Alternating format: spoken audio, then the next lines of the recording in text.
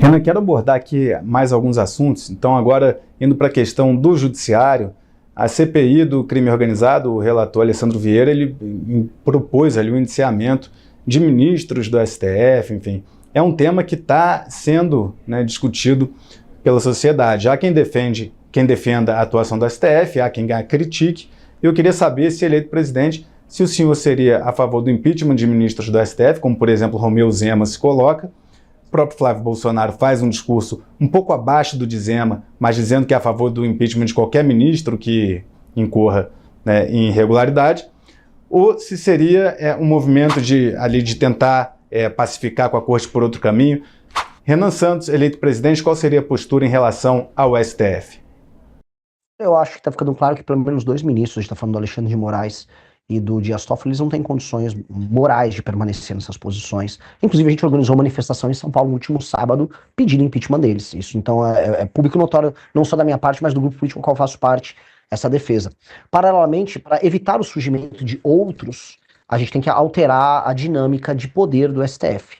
Então, a gente tem que tomar uma série de medidas. As decisões monocráticas, que representam 83% das decisões do STF, elas precisam ser, se não totalmente proibidas, reduzidas no seu próprio escopo. Tem que ter um filtro de entrada de modo a só ações de matéria estritamente constitucional serem julgadas pela Suprema Corte, porque hoje a Suprema Corte brasileira julga coisa de 8 mil ações, enquanto a americana só 50, né? É uma diferença bastante brutal de função.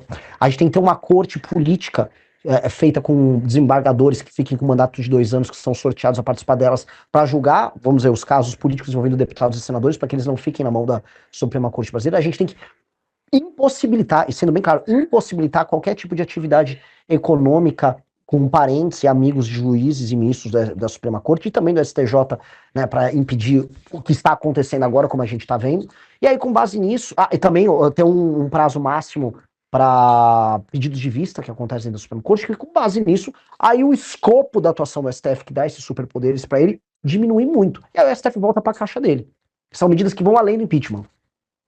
Ainda sobre, falando de Flávio Bolsonaro, porque hoje teve uma decisão do Moraes determinando que a Polícia Federal investigue Flávio Bolsonaro por conta de uma postagem de Flávio Bolsonaro, na qual ele faz comparações ali entre Lula e Nicolás Maduro. E aí a Polícia Federal, por determinação de Alexandre de Moraes, agora vai investigar, tem um prazo de 60 dias para ver se Flávio Bolsonaro incorreu em crime nessa postagem contra Lula, crime de calúnia.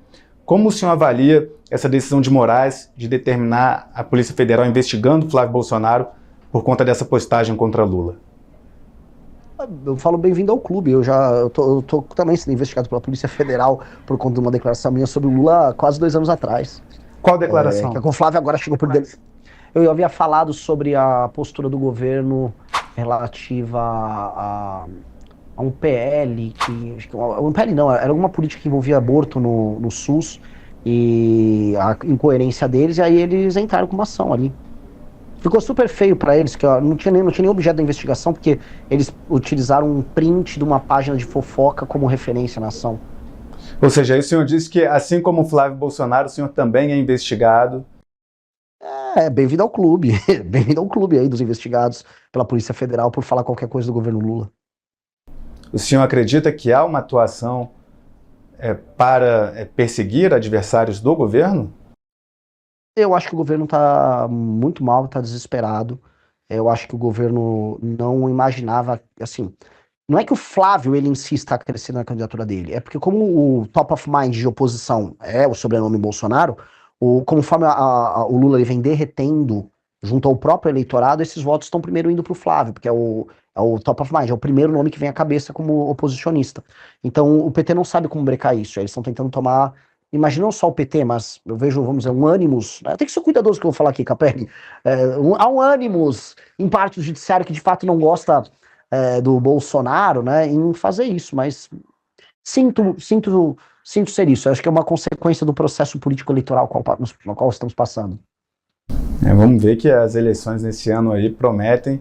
Inclusive, Eduardo Bolsonaro, numa entrevista que até me concedeu, disse que pretende atuar junto ao tribunal, junto à Casa Branca, para caso o Tribunal Superior Eleitoral tome alguma medida que ele julgue parcial na disputa eleitoral desse ano, atuar por sanções a integrantes do TSE. E aí o Lindbergh Farias, também numa entrevista que me concedeu, disse que vê esse movimento de Flávio como uma tentativa de interferência externa no processo eleitoral brasileiro. Então isso vai dar bastante pano para manga. Olha só, longe de mim, Capelli, desculpa, é que eu queria só comentar que isso é um ponto interessante. Longe de mim querer sair em defesa deles, né? Mas informações que já pintaram já a partir de 2023 e 2024 deram conta de que o governo Biden interferiu nas eleições brasileiras, né? E o Biden tinha ficado chateado que o Lula, após vencer as eleições, não foi devidamente grato a ele. Então, eu entendo que agora virou moeda usar o governo americano, dependendo da gestão, como um instrumento de ajuda. Ainda mais quando se é um capacho deles, como o caso da família Bolsonaro.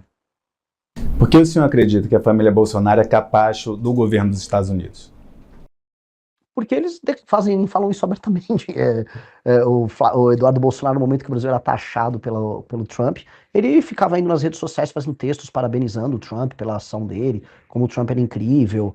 Tipo assim, parabéns por taxar minha própria nação, muito corajoso da sua parte. Eu acho isso humilhante. O próprio Flávio Bolsonaro, que foi discursar no CPEC, né, falando como as terras raras brasileiras poderiam ser úteis para os Estados Unidos. Eu não consigo ver, vamos dizer, nenhum grau de patriotismo numa atitude dessas. E também o Paulo Figueiredo, que é meio que um porta-voz deles, estava comemorando o fato da bandeira americana ter sido aberta, desfraldada ali na Avenida Paulista no dia 7 de setembro do ano passado, como comemoração, talvez, às sanções americanas ao próprio país deles. Então, eu acho que isso é um capachismo. Não consigo ver outro grau de capachismo maior do que esse.